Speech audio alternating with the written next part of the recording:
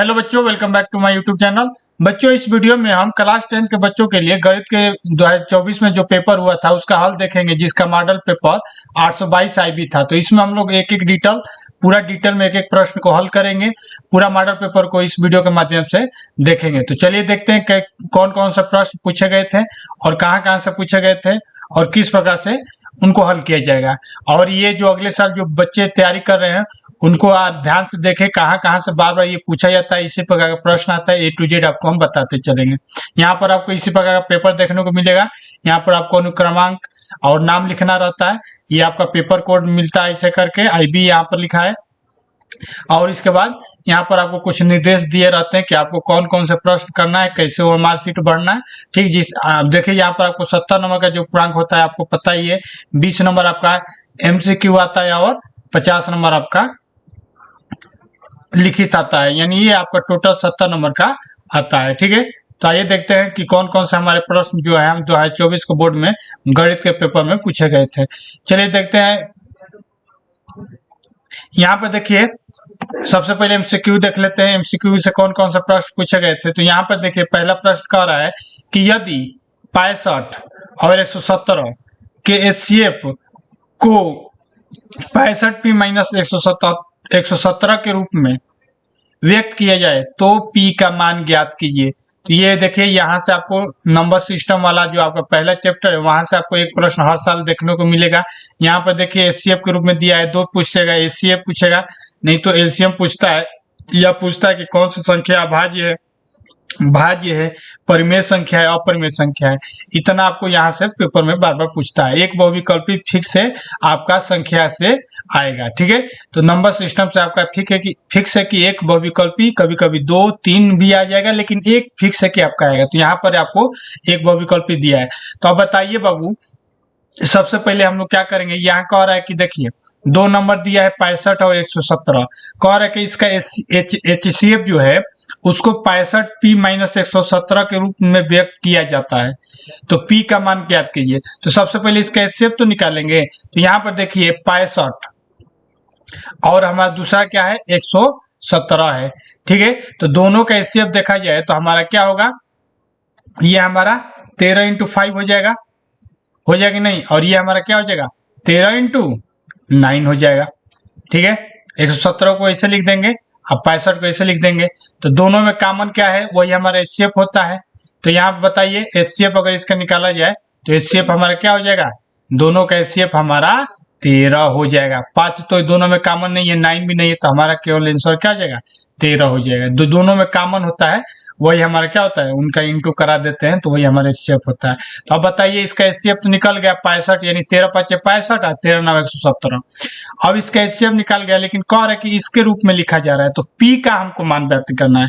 यानी कह रहा है कि 65P माइनस 117 को कह रहा है कि उसका HCF कितना निकला हमने, कह रहा है कि उसका मान 13 के बराबर है। क्वेश्चन समझिए, प्रश्न क्या कर रहा है, कह रहा है कि 65P माइनस 117 के रूप में हम लोग क्या कर रहे हैं, उसको व्यक्त कर रहे हैं। किसको कर रहे हैं, HCF को कर रहे हैं। तो यानी HCF हमारा 13 आया है, तो 13 इसका मान हम 13 के बराबर कर देंगे। अब 117 को उधर भेज दीजिए। तो यहाँ बताओ बाबू क्या होगा, 65P = 13 अब माइनस 117 उधर जाएगा तो क्या होगा प्लस 117। तो यहाँ से आपका 65P का मान कितना हो जाएगा, दोनों को जोड़ दीजिए, आपका हो जाएगा 130। यानी P का मान कितना हो जाएगा 130/65। अब 65 दूनी का 30, यानी कि आपका P का जो वैल्यू है अगर हम 2 रखेंगे तो हमारा क्या होगा, इस वाले 65P माइनस 177 वो क्या करेगा, इन दोनों नंबर 65 और 117 को व्यक्त करेगा। यानी ऑप्शन नंबर हमारा क्या हो जाएगा, B सही हो जाएगा। ऑप्शन नंबर B पे क्या करिएगा, आंसर आपको मार्कशीट पे आपको इसे ब्लैंक में भर देना रहेगा। ऑप्शन नंबर B पे भर देंगे। ठीक है, तो जो भी बच्चे अगर इस साल जो पेपर इसका दिए हैं तो उम्मीद करता हूँ कि B पे ही मारे होंगे। और जिसका पेपर अगले साल होने वाला है तो ध्यान से देखिए कहाँ कहाँ से प्रश्न आपको पूछता है, और एकदम ध्यान से पढ़िए और हमारे चैनल पर एकदम जुड़े रहिए। एकदम आपको A to Z आपको प्रश्न बताया जाएगा। चलिए आप अगला प्रश्न देखो। कौन पूछा है। देखो अगला प्रश्न देखो आपका त्रिकोणमिति से पूछा है। तो यहाँ पर आपको जानकारी साइड में लेते चलो कि त्रिकोणमिति से, ट्रिग्नोमेट्री से आपको दो से ज्यादा, 2, 1, 2, 3, 2 या 3 के बीच में हमेशा आपको बहुविकल्पी देखने को मिल जाएंगे। ठीक है, तो 2 या 3 आपको बहुविकल्पी यहाँ से त्रिकोणमिति से आएंगे। तो यहाँ पर देखिए कह रहा है कि 2 tan 45 अंश बटा 1 प्लस tan स्क्वायर 45 अंश का मान क्या होगा। तो यहाँ पर देखो tan 45 अंश का मान पता है, यहाँ पर पुट कर दोगे तो देखो 2 tan 45 अंश का मान क्या होता है बाबू, 1 होता है। यहाँ पर 1 पुट कर दो, बटा में 1 प्लस tan 45 अंश का मान यहाँ पर भी पुट कर दो तो 1/1 का स्क्वायर हो जाएगा। अब हल कर दो तो ये क्या हो जाएगा, 2 में 1 से करोगे तो 1 होगा और 1 जुड़ जाएगा, यानी 2/2 हो जाएगा, कट जाएगा तो आपका वैल्यू आ जाएगा 1। ये आपका क्या हो जाएगा, आंसर हो जाएगा। यानी कि जो आपका दिया गया ये इक्वेशन है इसका मान पूछ रहा है, इसका मान आपका क्या होगा, आंसर नंबर डी 2 हो जाएगा। तो इस प्रकार से हम लोग क्या करते हैं, त्रिकोणमिति का जो प्रश्न आता है हल करते हैं। अब यहाँ पर देखिए ये आपको इंग्लिश में दिया है, सेम वही सेकेंड नंबर है। अब थर्ड नंबर देखिए, थर्ड नंबर क्या कह रहा है, देखिए ये भी आपका कहाँ से आया है, एलसीएम से आया ना, लसा से आया है। लसा और मसा दो आपका आएगा, ठीक है, एलसीएम और एचसीएफ। यहाँ पर देखिए मैंने बोला ना नंबर सिस्टम से आपको 1 या 2, 1 से लेकर 2 आपको प्रश्न नंबर सिस्टम से आपको संख्या पद्धति से आपको देखने को मिल जाएंगे। अब कह रहा है कि 15, 18 और 24 तीनों का लसा ज्ञात कीजिए। देखो सबसे पहले 15 है, ठीक है, 15 को हम लोग क्या करेंगे, 5 × 3 करेंगे। उसके बाद 18 है, 18 को क्या करेंगे, 6 × 3 करेंगे, ठीक है। अब यहाँ पर 24 है, 6 को आप चाहेंगे तो ऐसे भी लिख सकते हैं, इसको अगर 6 के रूप में नहीं लिखा जाता है, वास्तव में ऐसे लिखेंगे। कैसे लिखेंगे, ये आपका 5 × 3 रहेगा और ये आपका हो जाएगा 2 × 3 × 3, इस रूप में लिखा जाएगा। और आपका ये 24 है, ठीक है, 24 को आप कैसे लिखेंगे, 2 × 2 × 2 × 3, ठीक है, ऐसे लिख देंगे। 2 दूनी के 4, 4 दूनी के 8, 8 3 के 24, इस रूप में लिख देंगे। तो सबसे पहले इसका क्या करना है, लसा निकालना है, एलसीएम निकालना है। क्या निकालना है बाबू, एलसीएम निकालना है, ठीक है। तो हम लोग क्या करेंगे, यहां से कॉमन देख लेंगे, 2 3 कितना है, 2 आपका 3 बार आएगा, ठीक है, 2 आपका 3 बार दिया है। यहाँ पर मैक्सिमम बार निकाला जाता है, यहाँ पर देखिए 2 मैक्सिमम कितना बार दिया है, 2 बार दिया है, तो 2 यहाँ से 3 ले लेंगे और 1 आपका यहाँ पर क्या हो जाएगा, 5 हो जाएगा। यही इन्हीं को गुणा कर देंगे तो आपका क्या हो जाएगा, आंसर आ जाएगा। तो ये आपका कितना हो जाएगा, 8 और ये 9 हो जाएगा और ये 5 हो जाएगा। इन दोनों को आपस में गुणा करा दीजिए, ठीक है। तो अब यहाँ से इसको आपको गुणा करा देना है, गुणा करा देंगे तो क्या हो जाएगा, 8 में 5 से करा दीजिए तो ये 40 हो जाएगा। 40 × 9 यानी कि आपका 36 यानी 360, ये आपका क्या हो जाएगा, आंसर हो जाएगा। तो इस प्रकार से हम लोग अगर लसा मसा पूछता है तो यहाँ पर आप हल कर लेंगे, ठीक है। तो यहाँ पर देखिए तीसरा नंबर यानी आपका आंसर नंबर क्या हो जाएगा, डी सही हो जाएगा। तो इस प्रकार से आप एलसीएम निकालेंगे, एचसीएफ निकालेंगे। तो यहाँ से आपको हमने बताया ना दो प्रश्न बहुविकल्पी के आएंगे। चलो अगला प्रश्न देखो क्या कह रहा है। अगला प्रश्न आपको दिया है चौथा नंबर की कह रहा है कि 148/185 का सरलतम रूप बताना है, ठीक है। तो अब बताइए 148 बटा क्या दिया है, 185 दिया है। तो अब यहाँ पर देखिए इसको हम लोग क्या करेंगे, जब काटेंगे, ठीक है, तो हम दोनों किससे काटेंगे, 37 से काटेंगे, ठीक है, 37 से काटेंगे। देखो अब 37 एकदम आपका देखिए 37 आपका क्या है, प्राइम नंबर है, ठीक है, 37 आपका प्राइम नंबर है। ये ऐसे 2 से काटेंगे तो ये कोई भी नहीं कटेगा, 2 3 4 5 ऐसे करते जाएंगे, 37 तक जाएंगे तब आपको क्या होगा, ऐसे काटते हुए आपको दिखेगा। तो इस प्रकार का अब आप एक एक चीज से तो काटेंगे नहीं कि 2 से कट रहा है कि नहीं कट रहा है, 3 से नहीं कट रहा है। यहाँ पर देखेंगे कि यहाँ पर नीचे 5 दिया है, ठीक है, तो आप 5 से काटेंगे तो 5 से भी नहीं कटेगा। तो आप कैसे काटेंगे, तो ये इस प्रकार का प्रश्न आएगा ना, तो ये आपको हम ट्रिक बता रहे हैं। सब ट्रिक कुछ नहीं है, आपको ये जो बहुविकल्पी दिया रहता है ऑप्शन को ही हम लोग क्या करते हैं, ऑप्शन में ये 4/5 दिया है, तो हम लोग क्या करेंगे, 4 को इस ऊपर वाले से डिवाइड करते हैं और नीचे वाले को नीचे वाले से डिवाइड करते हैं। अगर दोनों का डिवाइड करने के बाद दोनों का वैल्यू अगर सेम आता है तो हम समझेंगे कि उस वाले आंसर से क्या होगा, वो कट जाएगा। इजीली ऐसे निकाल लेंगे। ऐसे अगर निकालेंगे तो आपका क्या होगा, दिक्कत होगा। तो अब देखिए 37 से इसको काटेंगे तो 4 बार में कटेगा, 37 से 185 काटेंगे तो 5 बार में कटेगा, यानी आपका आंसर क्या हो जाएगा, 4/5 होगा। लेकिन ये तो हम आपको उतना टाइम तो मिलेगा नहीं कि आप एक एक चीज से काटेंगे कि 37 से कटे, 37 तक जाते जाते आपका आप थकान महसूस करेंगे, आप कहेंगे, सोचेंगे कि ये कट ही क्यों नहीं रहा है, ठीक है, क्योंकि 37 आपका प्राइम नंबर है। इसके नीचे 37 के नीचे वाला किसी भी नंबर से आप काटेंगे तो नहीं कटेगा। तो इस प्रकार का प्रश्न अगर आता है, दिख रहा है कि नहीं कट रहा है, 10 तक गए नहीं कट रहा है, तो आप क्या करिए, जो भी ऑप्शन दिया ऑप्शन से काट दीजिए। ऑप्शन से जैसे 4 से ऊपर वाले में भाग दीजिए, 5 से नीचे वाले में भाग दीजिए। अगर दोनों का आंसर बराबर आएगा तो समझिए कि वो कट गया। अगर नीचे से सेम सेकंड नंबर अगर मान लीजिए नहीं कटा तो सेकंड नंबर को अप्लाई करिए, फिर ना उससे भी नहीं कटा थर्ड नंबर करिए, ऐसे करते जाएंगे क्रम से, तो आपको आंसर मिल जाएगा, ठीक है। तो इस प्रकार से कम समय में टाइम बचाकर इस प्रकार का प्रश्न आपको हल करना रहता है। चलिए अब अगला प्रश्न देखिए कि अगला प्रश्न क्या दिया, 5वां नंबर। 5वां नंबर कह रहा है कि P के किन मान के लिए समीकरण दिया आपको 3x - y + 8 = 0 और 6x - py = 16 संपाती रूप को निरूपित करते हैं। तो बताओ बाबू, दो रेखा होता है, ठीक है, संपाती रूप क्या कहलाता है, ये हमारा एक रेखा है, उसी रेखा पे एक दूसरा रेखा होके जाए वही हमारा क्या कहलाता है, संपाती रेखा होता है, ठीक है। तो यहाँ पर आपको एक इक्वेशन दिया है 3x - y + 8 = 0। एक इक्वेशन दिया है 6x - py + 16 = 0। तो यहाँ पर आप बताइए बाबू, दोनों का अगर दोनों इक्वेशन जो है, दोनों इक्वेशन को आपको हल करना रहता है। तो देखिए यहाँ पर पूछा है कि संपाती रेखाएं, तो याद रखिएगा ये x का जो गुणांक क्या होता है, a1/a2 बराबर होता है b1/b2, वो भी बराबर होता है c1/c2 के, ठीक है।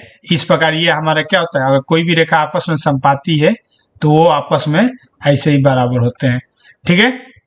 तो यहाँ अब हम लोग तुलना करा देंगे, तो यहाँ पर देखिए a का मान कितना है, 3 है, b का मान कितना है, 6 है, बराबर हो गया। अब यहाँ देखिए b का मान क्या है, -1 है, और b1 का मान कितना है, -p दिया है, बराबर कर दीजिए 8/16, ठीक है। अब यहाँ पे हम लोग क्या करेंगे, किसी एक इक्वेशन को यहाँ से उठा लेंगे, ठीक है।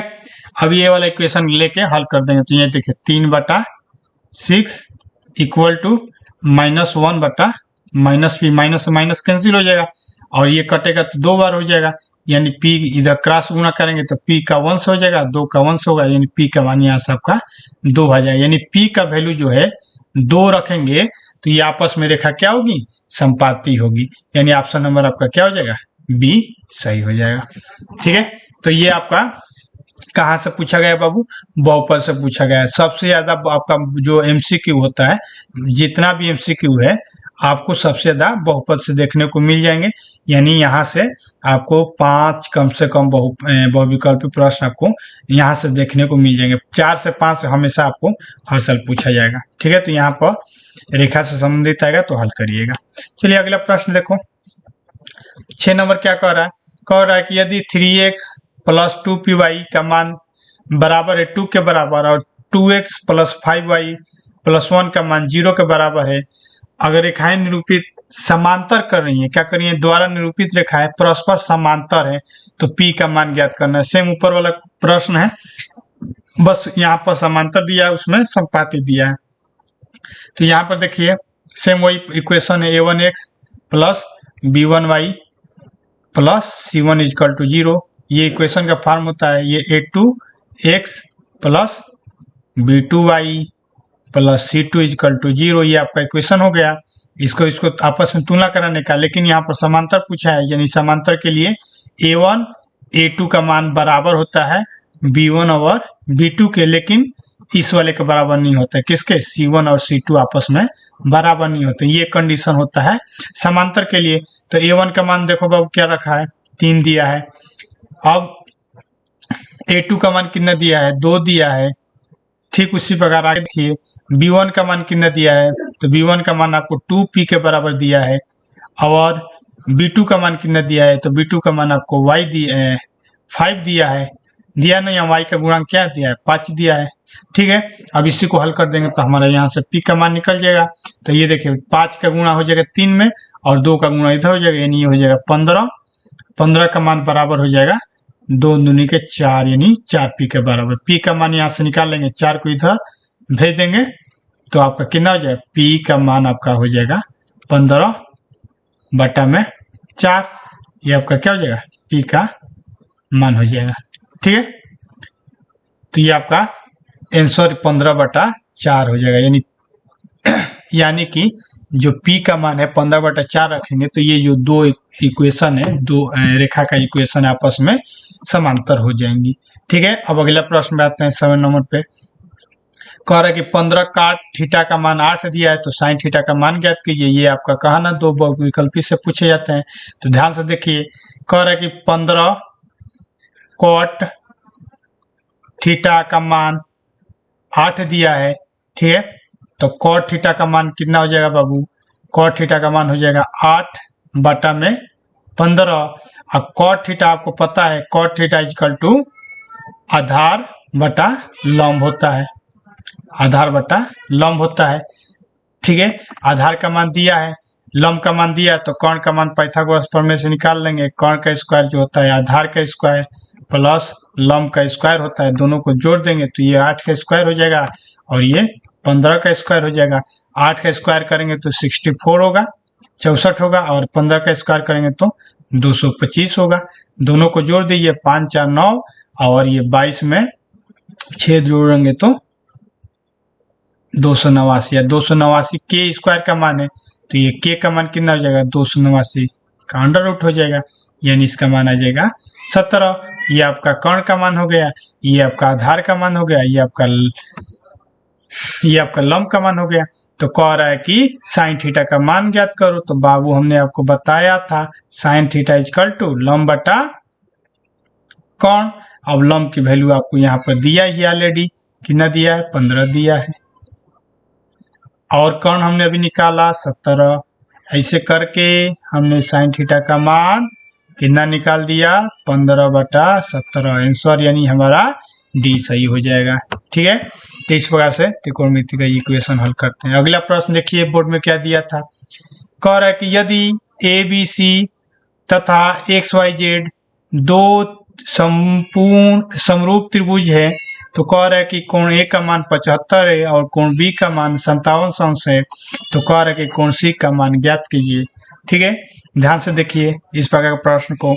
एक आपको त्रिभुज दिया है, ठीक है, एक और त्रिभुज ले लीजिए, दोनों क्या है, समरूप है, यानी ये वाला एंगल, ये वाला एंगल, ये वाला एंगल और ये ऊपर वाला एंगल, ये साइड वाला एंगल, ये साइड वाला एंगल आपस में एक दूसरे के बराबर होंगे। ये वाला एंगल इसके बराबर होगा, ये वाला एंगल इस वाले एंगल के बराबर होगा और ये वाला एंगल इस वाले एंगल के बराबर होगा। कब, जब हमारा त्रिभुज समरूप होता है। तो अब ये देख ले, इसको मान लेते हैं ये, ठीक है, इसको मान लेते हैं बी, इसको मान लेते हैं सी, ये हमारा एक्स, ये वाई, ये जेड। अभी देखो ए का मान दिया है 75, तो ये भी हमारा कितना हो जाएगा, 75 होगा, क्योंकि समरूप है। और वाई का मान दिया है 57 दिया है ना, तो ये भी हमारा कितना हो जाएगा, 57 हो जाएगा। तो अब कह रहा है कि कोण सी का मान ज्ञात कीजिए। तो ये जब हमारा 57 हो जाएगा तो तीनों कोण हमारा जब आपस में जोड़ेंगे, ए को, बी को और कोण सी को जोड़ेंगे, तो तीनों को जोड़ेंगे तो हमारा 180 आना चाहिए। कोण ए का मान दिया है 75 दिया है, कोण बी का मान कोण वाई के बराबर है, यानी 57 दिया है। तो यहाँ से आपका कोण सी तो निकालना ही है, ये हो जाएगा 180। इन दोनों को जोड़ देंगे, 180 के घटा देंगे तो जोड़ेंगे तो ये क्या हो जाएगा 7 5 12 2, 7 5 12 2 132 प्लस कोण सी इजकल टू 180। समझ में आया? तो कोण सी का मान क्या हो जाएगा 180 में से घटा दीजिए, 180 माइनस कर दीजिए 132, तो ये आपका हो जाएगा, ये हो जाएगा 8।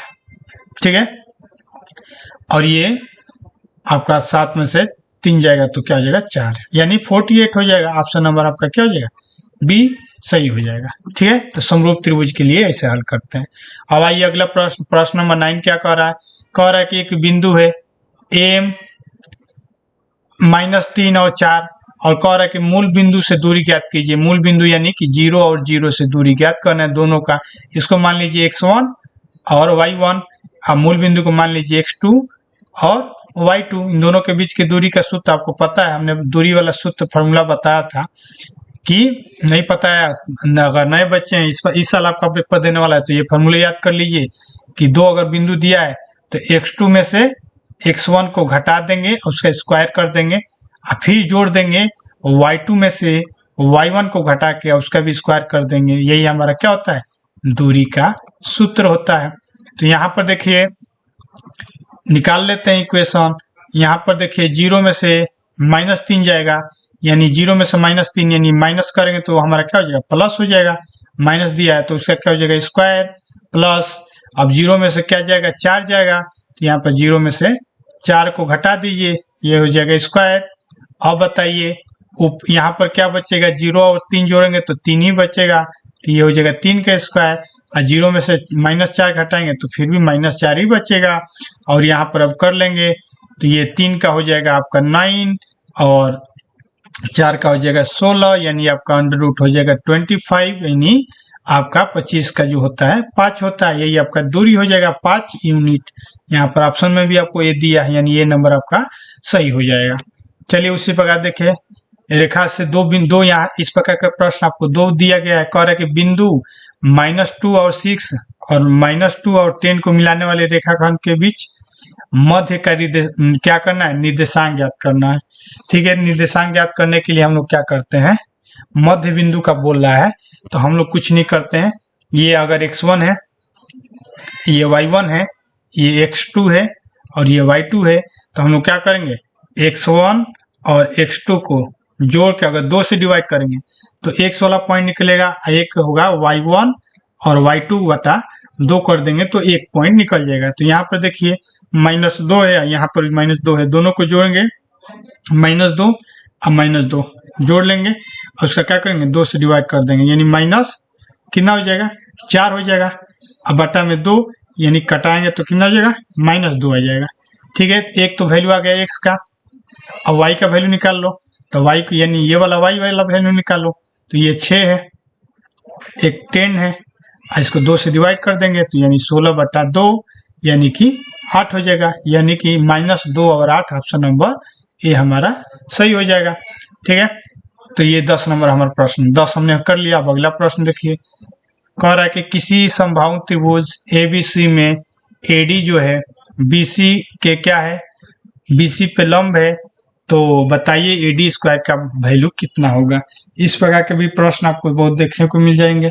कह रहा है कि ध्यान से प्रश्न देखिए, कह रहा है कि समबाहु यानी तीनों भुजा बराबर, देखिए एक हम त्रिभुज बना ले रहे हैं, ठीक, कह रहा है कि तीनों भुजा बराबर है। अगर मान लीजिए ये हमारा 2A है, ठीक है 2A है, तो ये भी हमारा कितना होगा बाबू 2A है होगा, और ये भी हमारा कितना होगा 2A होगा। ठीक है, समबाहु मानेगा तो आपको हमेशा दुगुना करके माना जाता है। हम ए भी मान सकते हैं लेकिन 2A मानेंगे तो इजीली सॉल्व हो जाएगा। आपको कह रहा है कि ABC है, इसका नाम दे दिया है ABC। अब देखिए AD कोई रेखा है जो BC पर लंब है, ये देखिए नीचे वाला भुजा हमारा BC है, ये देखिए A से एक भुजा ये हमारा लंब हो रहा है, ये जो कट रहा है पॉइंट, ये हमारा पॉइंट दिया है D है। तो आपको बताना है कि AD स्क्वायर किसके बराबर होगा, यानी ये वाला भुजा किसके बराबर होगा। तो बताइए अगर मैंने इसको 2A माना है तो ये हमारा कितना हो जाएगा A के बराबर होगा, ये भी हमारा A के बराबर होगा। तो यहाँ पर देखिए इसलिए हमने बीच से डिवाइड किया, ये 90 एंगल बनाएगी, ठीक है, बीचों बीच डिवाइड करेगी तो ये आपका नंबर बनेगा। तो यहाँ पर आपको एक पाइथागोरस प्रमेय दिखेगा। क्या होता है? कर्ण का स्क्वायर इक्वल टू लंब का स्क्वायर इक्वल टू प्लस आधार का स्क्वायर। कर्ण का स्क्वायर देखिए ये वाला भुजा आपका कर्ण होगा, क्योंकि 90 के सामने वाला कर्ण होता है। कर्ण आपका कितना है? 2a स्क्वायर है, ठीक है, बराबर होगा लंब। लंब देखिए इस किसी को इस यहाँ से करेंगे तो लंब ये हमारा होगा, यानी ये वाला AD भुजा हो जाएगा। तो AD का क्या कर देंगे? AD का स्क्वायर कर देंगे, ठीक, और प्लस a स्क्वायर, आधार का स्क्वायर, आधार हमारा कितना है? a है, तो ये हमारा क्या हो जाएगा? a का स्क्वायर हो जाएगा, ठीक है। तो ये देखिए AD स्क्वायर तो पूछा ही है, तो एक इधर भेज दीजिए, तो ये कितना हो जाएगा? 4a square minus a square equal to आपका क्या है? AD का मान दिया, AD स्क्वायर हो जाएगा। AD स्क्वायर का वैल्यू यहाँ पर देखिए पूछा है, तो घटाएंगे तो देखिए AD स्क्वायर का मान आपका कितना आ रहा है? 3a स्क्वायर आ रहा है, घटा देंगे तो। अब यहाँ पर देखिए 3 के रूप में यहाँ पर देखिए ये वाला क्वेश्चन दिख रहा है, तो आप ऐसे भी मार सकते हैं। और ये देखिए CD स्क्वायर दिया है, तो CD ये आपका क्या है? C और D की दूरी कितना है? ये दिया है, तो ये यहाँ पर ऐसे भी लिख सकते हैं CD का स्क्वायर। हमने ये माना है ना, तो ये मान के किए हैं। आप कुछ भी मान सकते हैं, B मानिए, C मानिए, यहाँ से आपका आंसर D आंसर हो जाएगा, ठीक है। तो इस प्रकार से हल करेंगे। चलिए प्रश्न नंबर 12 को देखिए। कह रहा है कि एक त्रिभुज ABC के शीर्षों के निर्देशांक दिए हैं, ये 3 निर्देशांक दिए हैं, और कह रहा है कि BC जो है, BC के मध्य बिंदु क्या है? D है। तो कह रहा है कि AD का माप ज्ञात कीजिए। ध्यान से पहले चित्र को समझिए। यहाँ पर देखिए बना रहे हैं, एक त्रिभुज है ABC, A का निर्देशांक दिया है 7, 5, ठीक है, B का दिया है 5, 7, ठीक है, 5 और 7, C का आपका दे दिया है -3 और 3, ठीक है। और कह रहे कि BC के मध्य बिंदु, ये वाला बिंदु से D है, इन दोनों के बीच में ये D है, तो कह रहा है कि AD की दूरी, यानी ये वाला दूरी हमको ज्ञात करना है। तो बताइए, सबसे पहले हम D निकालेंगे। तो D निकालने के लिए हम लोग क्या करेंगे? D निकालने के लिए ये हमने अभी बताया, मध्य बिंदु निकालने के लिए क्या करेंगे? B और C के मध्य बिंदु निकालेंगे। तो ये यहाँ पर देखिए 5 है और यहाँ पर क्या है? -3 है। दोनों को जोड़ लेंगे तो 5 और -3 जब जोड़ेंगे, आप 2 से डिवाइड करेंगे तो कितना हो जाएगा? 2/2, यानी कि 1 हो जाएगा। 1 x का निर्देशांक हो गया। अब देखिए 7 में 3 जोड़ दीजिए, तो 7 और 3 बटा में 2 कर देंगे, तो ये हो जाएगा 10/2, यानी कि 5, यानी 1 और 5 हमारा क्या हो जाएगा? D का निर्देशांक हो जाएगा। अब दोनों की दूरी आराम से निकाल लेंगे। हमने अभी सूत्र बताया था। सूत्र क्या बताया था बाबू? सूत्र हमने बताया था कि अंडर रूट में क्या होता है? x1 का स्क्वायर, x1 और y1 का घटा देंगे, तो ये देखिए 7 में से क्या घटाएंगे? 1 घटाएंगे, तो 7 में से 1 घटा के देंगे, तो इसका हो जाएगा स्क्वायर प्लस। अब यहाँ पर देखिए 5 में से 5 घटाएंगे, यानी 5 में से 5 घटाएंगे तो क्या हो जाएगा? 0 हो जाएगा, ठीक है। तो ये तो 0 का स्क्वायर हो जाएगा, यानी ये हमारा आंसर हो जाएगा 6 का स्क्वायर, और ये वाला पार्ट पूरा 0 हो जाएगा, यानी स्क्वायर से अंडर रूट कट जाएगा, तो हमारा 6 यूनिट हमारा आंसर हो जाएगा। यानी ऑप्शन नंबर क्या हो जाएगा? C हमारा सही हो जाएगा, ठीक है, यानी C पे आप मार्क कर देंगे। चलिए अब अगला देख लीजिए। प्रश्न 13 नंबर क्या आ रहा है कि सेक थीटा का मान 2 है, तो थीटा का मान ज्ञात कीजिए। अरे भाई, सेक थीटा का मान 2 किस कंडीशन पे होता है? तो यहाँ पर देखिए सेक कोसेक का उल्टा होता है, यानी कि देखिए कॉस 60 अंश का मान आपका 1/2 होता है। तो सेक थीटा का मान, सेक 60 अंश का मान आपका कितना होगा? 2 होगा। ये तो आपको जो आप टेबल याद किए होंगे उसी में से निकल जाएगा। तो यानी थीटा का मान कितना रखेंगे? 60 रखेंगे तो 2 आएगा। इसे इजीली आप इसको हल कर सकते हैं। अब ये जो हमारा त्रिकोणमिति का प्रश्न है, ये देखिए इसको थोड़ा हल करना पड़ेगा। यहाँ हल कर लेते हैं। यहाँ कह रहा है कि cosec square minus cot square दिया है cosec square theta minus cot square theta, और एक दिया है 1 माइनस कॉस स्क्वायर थीटा, ठीक है। यहाँ पर देखिए कोसेक को हम लोग क्या कर सकते हैं? 1/sin स्क्वायर थीटा लिख देंगे। कोसेक का उल्टा होता है। और कॉट है तो कॉट को हम लोग क्या लिखेंगे? कॉस स्क्वायर थीटा बटा में साइन स्क्वायर थीटा के रूप में लिख सकते हैं, ठीक है। और ये क्या हो जाएगा 1 माइनस कॉस स्क्वायर थीटा। ये अब यहाँ पर देखिए इसका वैल्यू क्या होता है, साइन स्क्वायर थीटा होगा, दोनों का एलसीएम सेम हो जाएगा, तो दोनों का एलसीएम क्या हो जाएगा साइन स्क्वायर थीटा। ये ऊपर वाला हमारा क्या हो जाएगा 1 minus cos square theta into 1 minus cos square theta formula किसका होता है, साइन स्क्वायर थीटा का होता है। ये आपस में कट जाएगा। अब ये 1 माइनस कॉस स्क्वायर थीटा बच गया। ये 1 माइनस कॉस स्क्वायर थीटा किसका होता है, साइन स्क्वायर थीटा का मान के बराबर होता है। यानी ऑप्शन नंबर डी आपका सही हो जाएगा। चलिए अगला प्रश्न देखते हैं। 15 नंबर देखिए क्या कर रहा है कि कह रहा है कि एक लंब वृत्तीय बेलन के आधार का क्षेत्रफल दिया है 9 पाई सेमी स्क्वायर, तो उसका आधार ज्ञात कीजिए। ठीक है, कोई एक बेलन है ये, ठीक है, ध्यान से समझिए, प्रश्न समझना जरूरी है। अब कह रहा है उसका आधार, ये नीचे वाला ये जो है इसका एरिया दे दिया है 9 पाई सेंटीमीटर स्क्वायर दिया है, तो नीचे वाला एरिया जो होगा आपका क्या है, वृत्त है, वृत्त का फॉर्मूला क्या होता है पाई आर स्क्वायर, तो वही तो कह रहा है उसके आधार कितनी है, यानी पाई आर स्क्वायर इक्वल टू 9 पाई दिया है, तो पाई से पाई कैंसिल, तो आर स्क्वायर का मान यानी आर का मान निकाला है, स्क्वायर उधर जाएगा अंडर रूट होगा, यानी 9 का अंडर रूट यानी 3 हो जाएगा, यानी ऑप्शन नंबर हमारा क्या हो जाएगा 3 सही हो जाएगा। अब समझ में आया, ऐसे किया जाता है। चलो अब प्रश्न नंबर 16 देख लो। कह रहा है कि 4 सेंटीमीटर त्रिज्या वाले कोई वृत्त के अंतर्गत खींचे जाने वाले वर्ग का क्षेत्रफल कितना होगा, बताओ। 4 सेंटीमीटर की त्रिज्या है, ठीक है, कि वृत्त का अंतर्गत खींचे जाने वाले किसी वर्ग का क्षेत्रफल कितना होगा। तो देखिए ये हमारा वृत्त हो गया, ठीक है। अब इसके अंदर क्या लिखा है, इसका त्रिज्या दे दिया आपका 4 दिया है, ये वाला आपका 4 दिया है, तो कह रहा है कि इसके अंदर खींचे जाने वाले, तो ये आपका हो जाएगा, इसका अंदर एक वृत्त जो हम लोग खींचेंगे, ठीक है, तो ये खींचेंगे, तो ये ध्यान से देखिए, ये वाला दूरी, ये वाला हमारा दूरी क्या हो जाएगा, पूरा 4 है तो ये हो जाएगा 8, ठीक है, बात समझिए।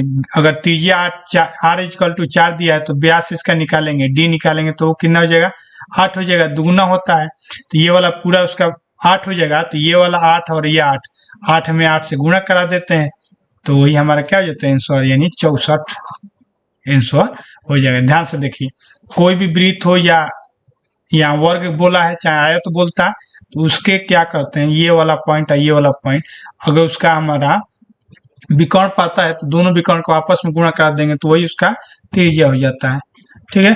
अब चलो अगला प्रश्न देखो।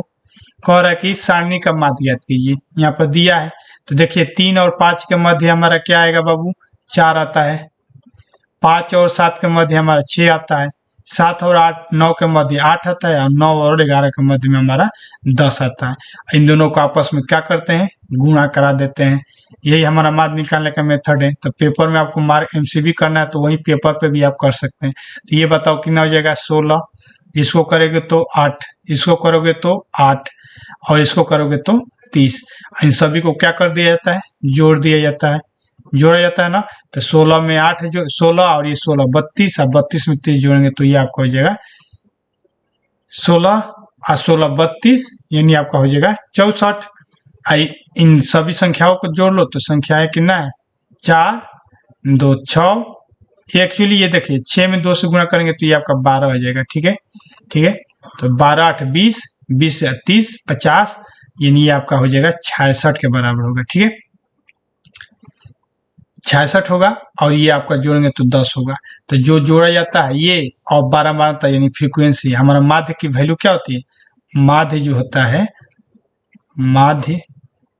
माध्य की जो वैल्यू होती है एफ आई इंटू, जो गुणा कराए रहते हैं आई से, और जो जोड़ते हैं एफ का मान वही होता है, दोनों को डिवाइड कर देंगे तो जोड़ने वाला पे 66 आया है, गुणा करा के सिंगल उनका बराबरता जोड़ेंगे तो हमारा 10 आया है, यानी 6.6 आपका क्या हो जाएगा 6.6 आपका आंसर आ जाएगा, यानी ऑप्शन नंबर आपका सी सही हो जाएगा, ठीक है। तो इस प्रकार से आप एमसीक्यू आएगा तो जल्दी करिएगा, ठीक है। चलिए अब उसी पर अगला प्रश्न देख लेते हैं। 18 नंबर का हो रहा है कि एक पासा है, पासे को एक बार फेंका जाए तो अभाज्य संख्या आने का प्रयुक्त ज्ञात कीजिए। देखिए कोई भी पासा है, उसमें नंबर 1 2 3 4 5 6 तक आएगा, पासा में 6 तक होता है। अब कह रहा है कि अभाज्य संख्या, तो 1 2 हो गया, अभाज्य संख्या 2 आएगा, नहीं तो 3 आएगा, नहीं तो 5 आएगा जब उसको फेंकेंगे। यानी आने की प्रयोगिता कितना है 3, और टोटल आने की प्रोबेबिलिटी कितना है 6 है। तो यही हमारा क्या हो जाएगा प्रोबेबिलिटी, यानी 1/2 हमारा क्या हो जाएगा प्रोबेबिलिटी हो जाएगा। इससे हल करते हैं। आपके आने की प्रोबेबिलिटी कितना है 3 जो बताया, और टोटल आने की प्रोबेबिलिटी क्या है 6 है। तो वही हमारा क्या हो जाएगा 1 आ सकता है, 1 से लेकर 6 तक कुछ भी आ सकता है, लेकिन हमको लाना क्या है 2 और 3 और 5 ही लाना, यानी 1/2 आपका आंसर हो जाएगा बी। चलो 19 नंबर देख लो। कह रहा है कि यदि आवृत्ति वितरण का माध्य आपका दिया है और माध्यिका आपका 21 दिया है, तो कह रहा है कि बहुलक ज्ञात करो। तो ये तो आपको फॉर्मूला पता ही है कि जो हमारा बहुलक होता है वो क्या होता है 3 इंटू माध्यिका होता है। माध्यिका में 3 से गुणा करा दीजिएगा और घटा दीजिएगा 2 में गुणा करा के माध्य से, यही आपका बहुलक निकल जाएगा। तो अब बताइए 3 माध्यिका कितना दिया है 21 दिया है, तो 21 से गुणा करा दीजिए और 2 में गुणा किससे कराएंगे माध्य से, यानी 20.5 से। तो ये हमारा हल हो जाएगा। ये देखिए कितना हो जाएगा 63 हो जाएगा। इसको हल करेंगे तो 20 दूनी के 40 41 हो जाएगा। घटा देंगे 63 में से 41 घटाएंगे तो 22 आ जाएगा, यानी ऑप्शन नंबर आपका डी सही हो जाएगा। तो इस प्रकार से फार्मूला का ये फार्मूला जो है बाबू याद रखो, हर साल बोर्ड में यही फार्मूला के बेस पे बहुविकल्पी आपको आता है। ठीक है, अब चलो अगला प्रश्न लास्ट 20 देखो दिया है, ये निम्न में से कौन सी घटना प्रोबेबिलिटी नहीं हो सकती है। 4/3 नहीं होगा, 2/3 नहीं होगा, 1 नहीं होगा, 3/5 नहीं होगा। तो मतलब कौन सी प्रोबेबिलिटी नहीं हो सकती। तो याद रखना किसी भी कोई भी प्रोबेबिलिटी की घटना 0 से लेके 1 तक की होती है, 1 से ज्यादा नहीं होना चाहिए। तो अब बताओ 4 में 3 से भाग दोगे तो क्या होगा 1 आएगा, यानी ये हमारा ज्यादा आ रहा है, 1 से ज्यादा कभी भी मान नहीं आएगा। तो ये हमारा घटना कभी भी नहीं होगा, यानी ऑप्शन नंबर यही सही हो जाएगा। लिखा भी है कि कौन सी प्रोबेबिलिटी नहीं हो सकती, तो पहला नंबर नहीं होगा 1 होगा। 2 में 3 से भाग देंगे तो पॉइंट कुछ आएगा, इसमें भी 3 में 5 से देंगे तो 0 कुछ आएगा, यानी 1 से कम पॉइंट में ही आता है प्रोबेबिलिटी, 1 से ज्यादा नहीं आता है। ये आपको माइंड में बैठा के चलना है, यानी ऑप्शन नंबर यहाँ पर ए 4/3 आपका क्या है सही है। ठीक है, तो इस प्रकार से आपका ये पूरा प्रश्न MCQ खत्म हो गया। ये वीडियो आपका आधा घंटा का हो गया। अब नेक्स्ट वीडियो में आपको बताएंगे खंड बी, यानी सेक्शन नंबर बी, बहुविकल्पी 2 नंबर के प्रश्न, 2 नंबर के प्रश्न, 4 नंबर के और 6 नंबर के प्रश्न। एक प्रश्न को पहले 2 नंबर का एक वीडियो में देख लीजिएगा, फिर एक वीडियो में 4 नंबर का और 6। अब बाद में हम क्या करेंगे टोटल तीनों को जोड़ के एक वीडियो में आपको स्पेशल भेज देंगे। ठीक है, तो मिलते हैं अगले पार्ट में, तब तक के लिए जय हिंद जय भारत।